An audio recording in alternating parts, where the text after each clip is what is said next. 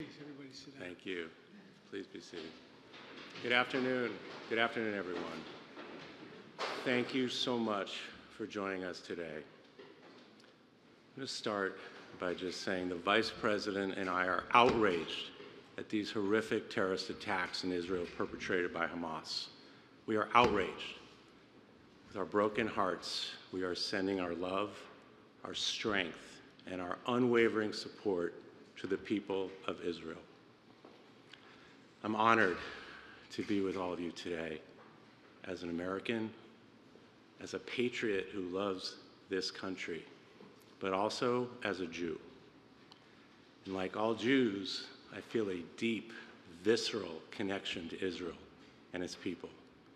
We witnessed a mass murder of innocent civilians. It was a terrorist assault. There is never any justification for terrorism. There are no two sides to this issue. The images that we saw will be seared in our brains forever. Rockets falling on cities, people dragged from their homes and shot dead, children sheltering from bullets, bodies lining the streets. And all the while, we see videos of these terrorists cheering on these atrocities. The toll on Israel and the Jewish community is hard to imagine, but we can imagine it because it's happening.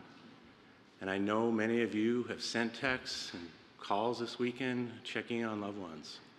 And I know too many of you received heartbreaking replies. And we know today that at least 22 Americans won't be coming home. I know you're all hurting. The entire Jewish community is hurting. I'm hurting. And we grieve with you. We stand with you. But thank God we have the steady leadership of Joe Biden and Kamala Harris during this unthinkable time in our history. Their moral compass, their calm, their empathy are what we need in this time of crisis. And we saw that yesterday when President Biden, with Vice President Harris and Secretary Blinken by his side, powerfully addressed the nation and made clear to the world that Israel has the United States' unwavering support. Our president and vice president are making sure Israel has what it needs to defend itself.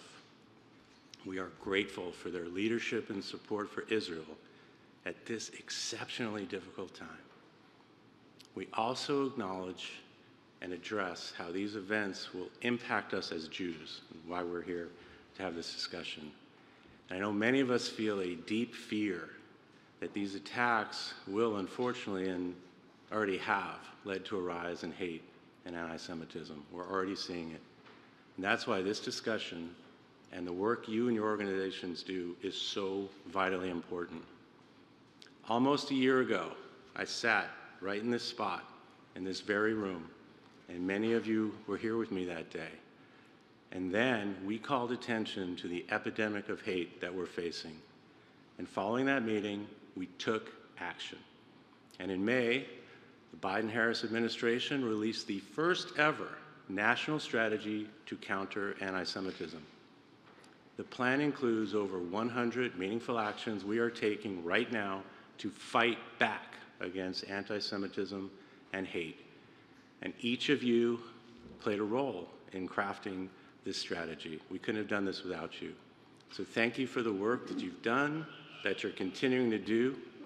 And as we're going to discuss later, myself and the Biden-Harris administration officials are working with federal, state, and local leaders to implement this plan across the country. We're going to continue to bring people together, and importantly, we're going to build coalitions to fight back against hate. We cannot do this alone. The story of the Jewish people has always been one of perseverance and resilience. In dark times, we come together and we fight back, and we also seek to build a better world. Last year, before my trip to Poland and Germany, President Biden took me into the Oval Office. He told me how his father had taught him about the horrors of the Holocaust, and how he later traveled to Dachau with his children and grandchildren to teach them those same lessons. So I know firsthand how important it is to President Biden to preserve our Jewish history and to make sure that hate has no safe harbor in America and the world. As an American Jew, I am so grateful that in this moment of tumult and pain, we have Joe Biden as president and Kamala Harris as vice president.